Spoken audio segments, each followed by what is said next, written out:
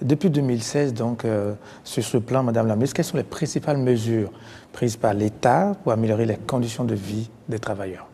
Les travailleurs de l'État doivent se satisfaire de ce que le gouvernement du président Patrice Talon a fait à leur profit. Parce que par rapport à avant 2016, c'est quand même une bonne avancée.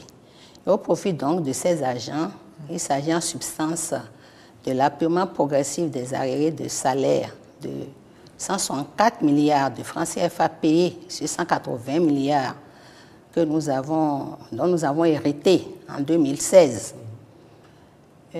Il s'agit également de la mise en œuvre, surtout une des mesures importantes, la mise en œuvre de l'avancement automatique d'échelon suivi de l'augmentation du salaire. Avec ça, on peut dire que tous les 2 ans, les agents de l'État connaissent une augmentation de salaire.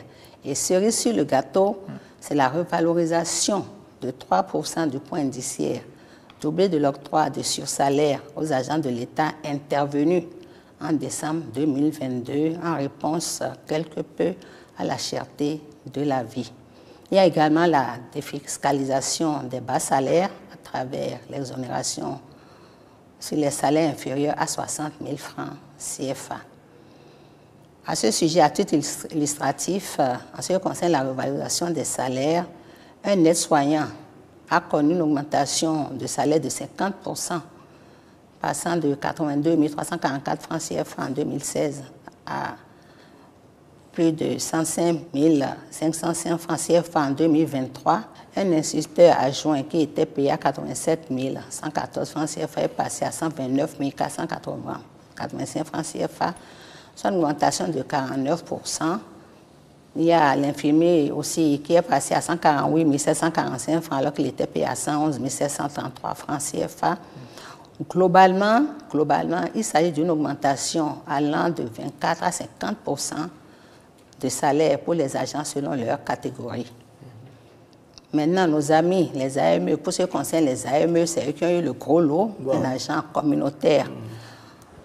Au niveau du coût primaire qui était payé à moins de 60 000 CFA bénéficie aujourd'hui grâce à une prime d'engagement instituée pour service d'intérêt national de 20 000 francs CFA par mois.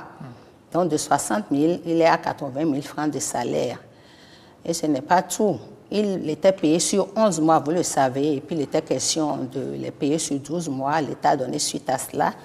Donc désormais, les AME sont payés sur 12 mois. D'accord. 12 mois sur 12. 12 mois sur 12. Ils ont eu le gros lot.